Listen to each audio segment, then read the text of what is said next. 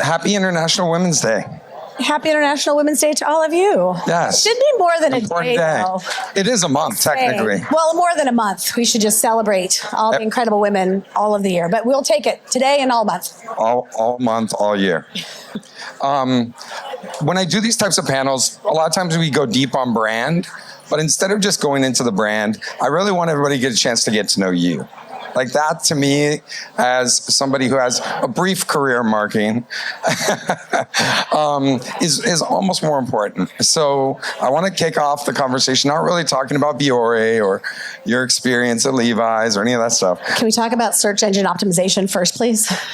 It's my favorite topic. That's a little too nerdy for me. I'm not ready.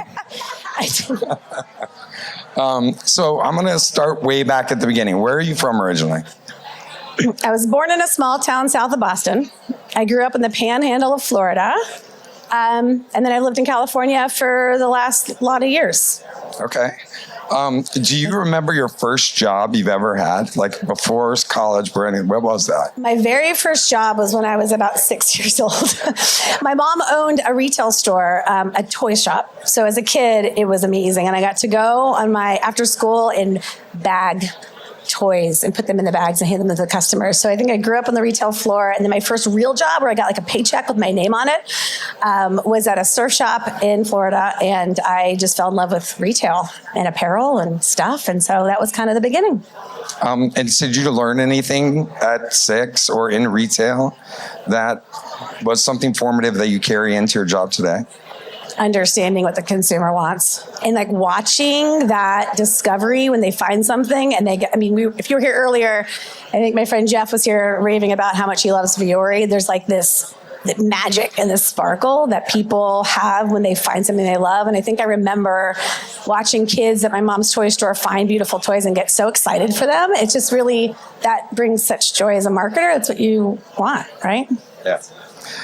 I'm rocking Vuori today, so thank you. And I didn't even see these. Joe. I had a little sparkle in the store when I felt this. It's like really wonderful. Yes. Yeah. Well, now that you're a Vuori, it's a bit of a departure from your past experience working on brands like Levi's, representing, Converse, representing. I am loyal to my core. It's a bit of a problem. With such storied brands, right? Brands that have been around for a really long time. What's been the big mindset shift for you as a leader in the organization coming to fast growing, like newer brand? What do you kind of have to change about yourself and looking at your job and your teams and the brand? Yeah, I think when you go from roles to similar type of roles in similar type of stage companies. Like I'll say from a Levi's to a Converse, I think there were even times I would be presenting authentic self-expression when I'm like, oh, this is, oh no, it's Levi's. There's such a similarity. But the type of stage of growth was so similar that things were easily transferable. Different product, different consumer target slightly, but there was so much similarity. It was almost like easier. I think where I am now, I have never been in this chair working for a brand at this stage ever. So I'm constantly doing this info sort of like, that's helpful. That's what I need now for where we are. That information, hold on to that for like 2 more years, 1 more year. Like we're not there yet. And there are gaps of knowledge. There are things I'm like, I don't know how to do that. I've never done that one before. We have to build a bridge at Vuori right now. We are going from the first 10 years obsessing the product, building a foundation, building a culture, building a team. But we haven't told the brand story. We haven't brought the brand purpose to life. We haven't kind of really gone out to build brand awareness. We're going on this global journey. So we have to build this bridge of where we are today. And we have to go there. I know what that looks like. I've been there at companies where you have big, strong brand awareness. You've got products that hit. You got a consumer segmentation that's clear, global, all the things. But I haven't been here at this stage. So that info sort I found in my first month was so fascinating. And it was humbling because you're like, oh shit, I don't know the answer to that question. And as a leader, you feel like you got to have all the answers. You got to go, the team's asking, I don't know. And I had to go, I don't know. Let's figure it out. And I think as a small company, I know our leadership team will roll up our sleeves. We go, I don't know how to do this. How are we going to do this? And that is so exciting and refreshing, and to feel that level of collaboration at a different level. But it's that humbling moment and you're like, I haven't done this one before. I haven't done this journey at this stage, in this chair, at this company, and this year. And that's so exciting when you've been doing the marketing thing for a long time, to have a challenge like that to really push you. And then to realize like, oh, I still have so much to learn. Like, you've been doing it for so long. I feel like I'm brand new at my job almost every day, which is wild. That's exciting though. It's not this rinse and repeat, right? I do, because I think after a while, when you've been marketing, you're like, I know how to do the thing. That's why I laugh. Like, let's not talk about performance media. Like, there's an expectation at a level, like, you got the marketing thing down. Who are you as a leader? How are you going to build a culture? How are you going to be an innovator and a leader across the enterprise? It's a different set of requirements. And then you just learn and you grow. And that's exciting because there's so much still I have to learn. You know, when we talked on our prep call, and this idea of talking about obsessing the consumer, it really gave me some pause, and it was like, okay, getting buy-in to be able to do this rich brand storytelling, step away from performance, and really articulate who Vuori is a bit of a challenge selling sometimes. Scary. Yeah, and scary.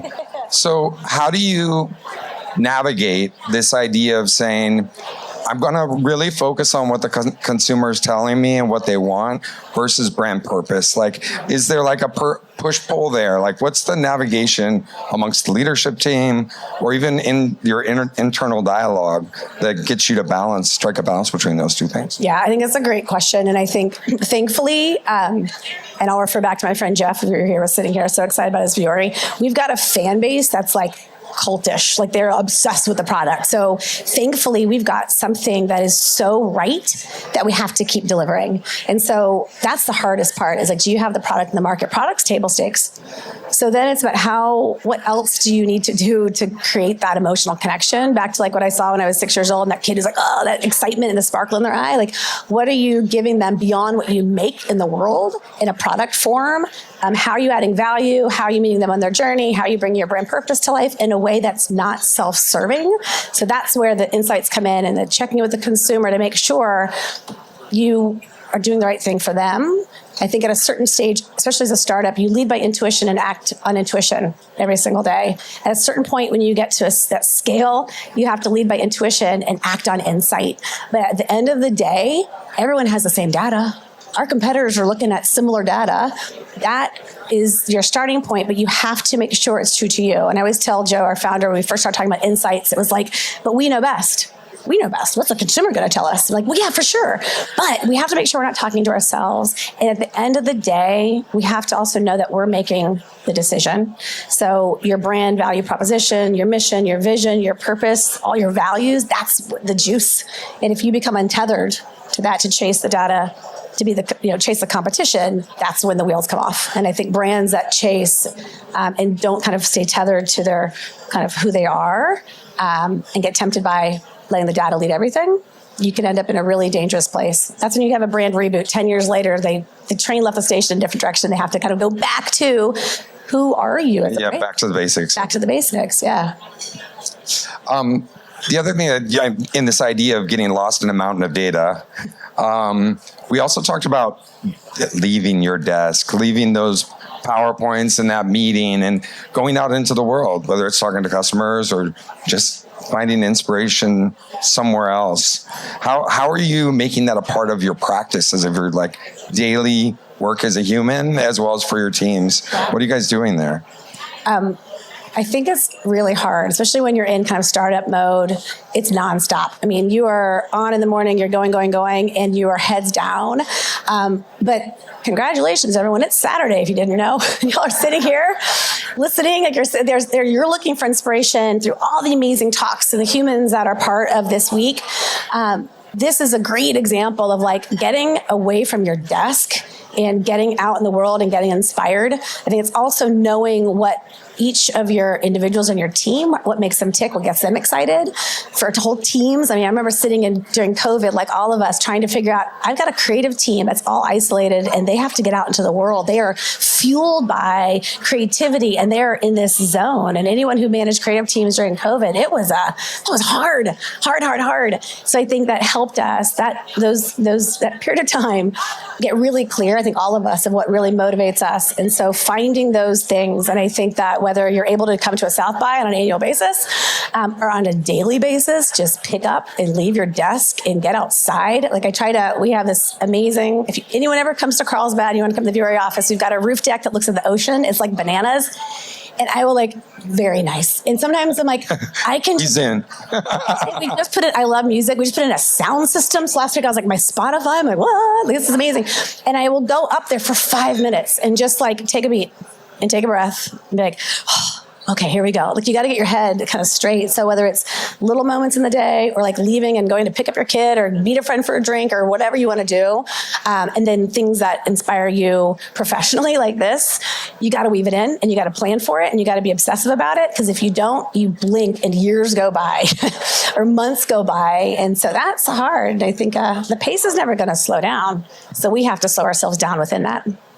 Yeah, we talked about your ritual of getting your day started is what is your ritual to make sure you're set for the day? And it was really a part of that, right?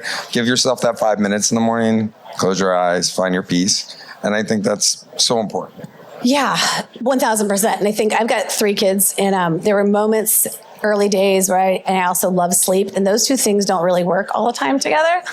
And I would and go and you'd launch out of bed, dealing with everything. And I was in San Francisco. We lived in a small town south of the city. It was a 90-minute commute and it was go time. And I would be on conference calls the whole way. And I never, the day started off, already the wheels were coming off and I hadn't even left, my house. And so I think over the years, as my world and work has gotten more intense, or the responsibilities have gotten more intense, if I don't take a moment and every morning, whether it's 2 minutes or 20 minutes, or if I'm lucky enough to get to a class or go for a walk or go to a cold plunge or whatever I need to do to kind of get my head on, I will take a minute. I will listen to music every morning. I will journal every morning. I will have even 2 minutes. And usually, and sometimes in those 2 minutes, I have someone barging in the bathroom. I'm like, could you just leave me fucking alone? The dog's going in. But if I don't do that, my day's off. So even this morning, hold on just a minute, sit for a second, take a deep breath, do a quick stretch, write down one thing that you want to kind of keep in mind for the day. If I don't do that, I find I'm off course. So that's become such an important ritual over the years. I'm so respect that. Meditation's key, all these things. You just took me outside. I'll tell you. And you did it. And I think this room was a buzz and we're going downstairs and I was like, oh, there's so many things and pitches and media things coming at me and giving out cards for Vuori. So, and Lance hold it. And we went outside and fresh air, just 2 minutes. Okay, we talked about tattoos, we talked about our kids. I think talking about not the work thing, even grab a colleague and talk about, I always start with I try to, as a human, I'll say to my team, as a human on a scale of 1 to 10, how are you today? Connect on as a human first, then dive into the work stuff. But it's nice to connect as human. And then you kind of loosen up and you kind of get into your stuff. Yeah, and then we're let's go. Let's do the stage thing. Let's go. Okay. Part of that grounded human element of what we're talking about right now feels like the brand storytelling that you're trying to develop, the content you're creating. I went deep into the website and seeing some of the blog content and some of the original content you're creating. It's amazing. I'm a huge fan. But when we were talking previously, there was this very controversial topic that came up, which you'll hear on every panel, creators. And can we go there? Let's go. I want to go. Influencers. Influencers. My next favorite topic next to search engine optimization. Yes, and not quite search engine optimization. Totally kidding, 1,000%. But I think a lot of brands use influencers and creators as a megaphone. And you had a point of view there. And I would love for you to share with the room kind of this contrarian view. Yeah, I think it's fascinating to watch what is happening now today with influencers, and even just to watch Super Bowl where every single ad had a person as the megaphone for the brand. And I was looking for some brand that was brave enough to just talk as a brand and tell a message. And so I think it's fascinating. However, if you look back decades and Mad Men days and you're looking at the ads, there's still a celebrity drinking the scotch or wearing the watch. And so the power of a human to deliver a message and bring dimension to the story is like old as time. Word of mouth is one of the fastest ways you learn about a brand. So the seeding and the influencers are so powerful.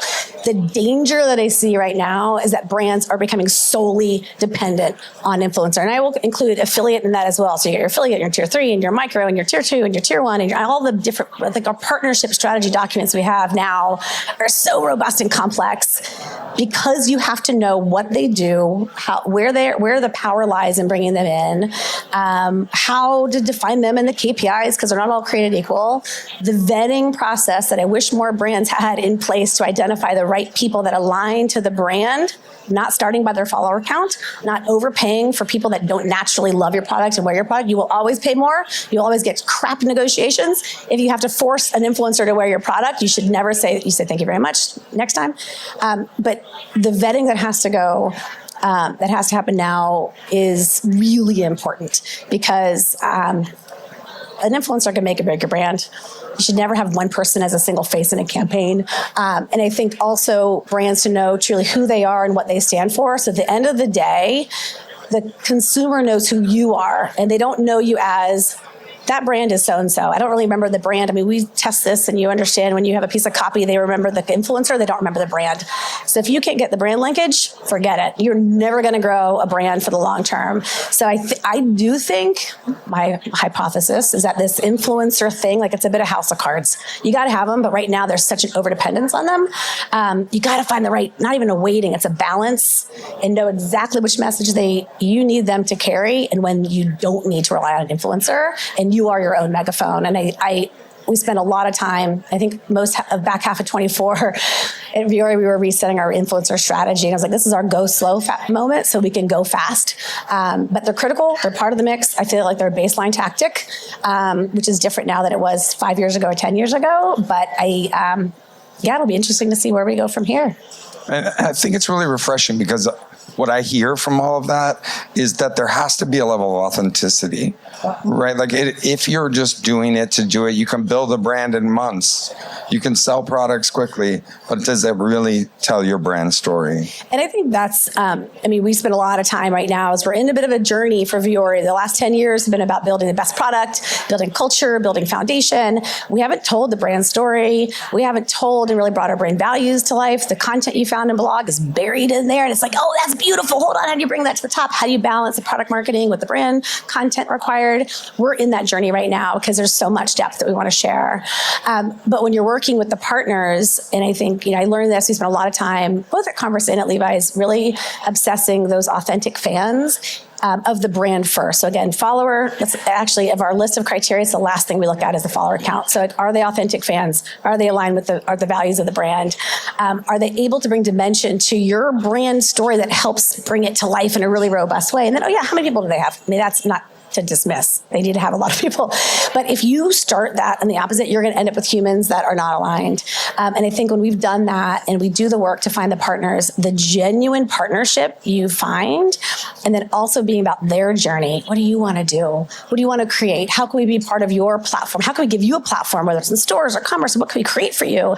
Do you want to do product? Do you want to be behind the camera? Do you want to come into the engine? We work with our athletes, bring them into, come on with our designers. What do you want to do? How can we help make your product the best product? Please come in and help us be better at what we do. So that takes a minute to find those humans. But then when you do, you get way more than you contract. They want to be part of it. They want to really lean in. They want to participate. They want to bring you ideas. And so that, you become a little bit vulnerable on the brand side. You go, okay, well, these ideas. But again, that vetting process is everything. And I have just seen it pay off tenfold when you do that work to find the right folks. Yeah, I think that when you do that, at least for PadSquad, we're a company that does creative, right? The best brands that are doing influencer are not calling it influencer, it's content. And they're creators and they're taking that content, injecting it and weaving it into the creative to be able to do more. So it's fluid. And when you've seen something out there, you're like, huh? that doesn't make any sense. Or you swipe and you go, oh, there they are with the other competitor. Oh, another day, another competitor. So I think that's where if you've got people that you're working with that are working with all your competitors, probably should find someone else. Yeah, it's like you don't need that rotating ad. Yeah, no, that's not authenticity. So you got to find the people who really love your brand. It makes it a lot easier. There was one other thing that, going back to you being a human before we have to wrap up, you told me that you took a little time away. You took a couple of years to be like, hey, this is all good working and everything, but what also sounds good is Costa Rica. Living in Costa Rica, this girl who worked at a surf shop, what was that like? What was that like? And did you bring something back from Costa Rica and coming back and being a part of a growing organization? What'd you take from that? So this is a bit of my journey that is not on LinkedIn, by the way. We're getting the real deal. We're getting to go deep here. So I was at a place in my career where I was like, oh, this is like, I'm revving here all the time. And it was really charged environment. It was amazing. But there, I think over 4 years were 3 of me in my role, and I'd been in there for 2. So it was really intense. And it was a time where I was conflicted, like, where do I go next? What do I do? Where am I going here? Am I going here? And all the questions that we all ask ourselves when we're kind of figuring out what we do next in our lives. And a window of opportunity opened. There was a lot of leadership change happening. I was like, if I'm going to make a leap, now's the time. We also, who's been on vacation and they're like, oh, let's go look at properties. I would love to live here. And then like you laugh and you get home, you're like, well, that was adorable. We're never going to do that.